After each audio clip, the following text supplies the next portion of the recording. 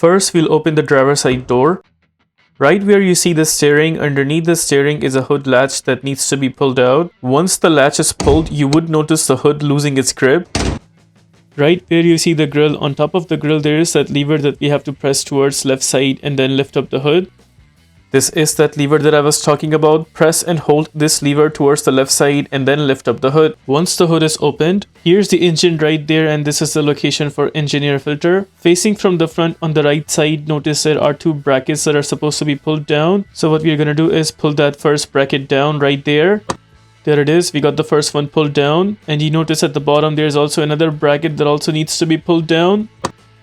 Once both the brackets are pulled down, we will be grabbing the top cover just like that and then lifting it upside. While lifting the top cover upside, notice it is holding on to something, and if you come on the left side, notice there's actually a hinge that it is holding on to. That hinge actually needs to be slided outwards, so what I'm gonna do is, while holding the top cover from here, we'll come back to that hinge and then slightly pull it outwards.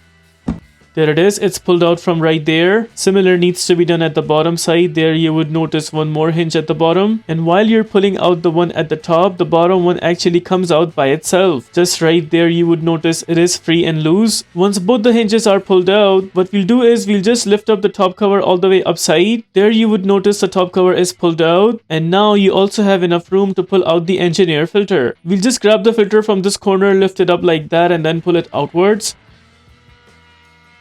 And that is how you take out the engine air filter for this car. In my case, the filter has some 1,000 more kilometers left. That's why I'm going to put it back. But in your case, if you have a new filter and you want to install it back, just make sure that there's a curved side right there. This curved side actually stays at the top. And on the left side, there's a plain texture that has something written on it that stays towards the left side. Now we'll go ahead and punch this back where we took it out from. We'll carefully go ahead and slide in the engine air filter back in that slot right there, making sure it sits in there properly. Here I'm zooming in to show you guys it is completely in from all over the edges, and it seems like it is. Once it's sitting in there properly, now we'll go ahead and punch in the top cover, which is right there. First, what I'll do is I'll grab the top cover and then slide it down just like that. Before punching in the hinges, just make sure that this bracket is already out, not underneath the top cover. But at the bottom side, you would notice the bracket is not visible and it's missing. It turns out it's actually underneath the top cover, so what we'll have to do is just slide it outwards. Like in this case, you would notice I'm pulling out that bracket.